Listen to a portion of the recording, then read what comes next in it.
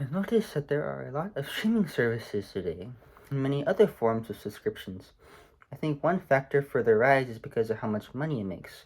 Once one company started and they saw the profit, more got it, which would encourage more to get it. And for documentaries, people seem to like learning about these things. It is intriguing to learn about these incidents and events in history and to have it given to us in video form instead of reading from boring words. And seeing their success, other producers may want to make them as well. The intentions of these documentaries can vary, though they may seem like they want to inform us of things that could just be for entertainment or to make money or to spread an agenda. From what I have heard, most people just find documentaries entertaining and don't think too far from that. We can be influenced in many ways, changing how we see other things, how we see an event, how we think, how we feel, and make us question certain things. Or we just thought it was interesting and moved on. Maybe the producer wants you to feel a certain way about something, and maybe that is not a good thing. And sometimes how we interpret it is not their fault. For them to be showing police files and graphic imagery, I think as long as it's tasteful and with permission, it would be okay. Sometimes documentaries and the shows dramatize things too much. I personally just find it annoying, but others may be offended by how over-exaggerated dramatic something sensitive might be. It can also make certain individuals or animals look bad or overlook more complicated or nuanced issues that are occurring.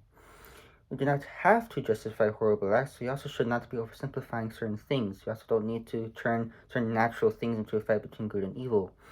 Maybe we can bring to light issues that people may have ignored or choose to, and showing things without permission can cause a lot of issues, possibly endangering something or someone, spreading misinformation that can cause hit or attack, or would of course make people not trust the producers as much if they found out which could make the producers lose money.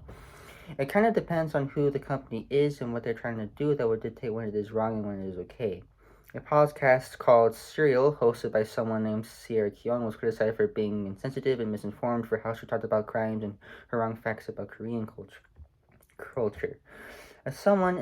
As mentioned in the module, we viewers should try our best to analyze information we receive, especially if we find it interesting. Too often today, I see people just believing what they hear and being deceived.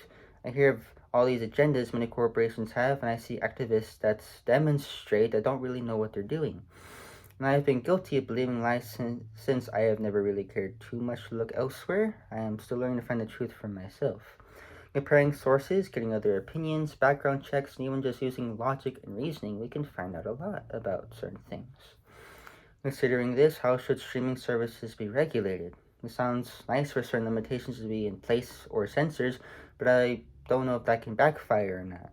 Sometimes systems we put in place for good can be used for agendas. If we put in a system to regulate it, it might be possible for someone to force agendas into everything, instead of some things being good and some bad. There may need to be multiple systems in place to make sure good people are in place to make sure any regulations are put in place properly. If we can do this, then regulations may be quite helpful to make sure people are not misinformed.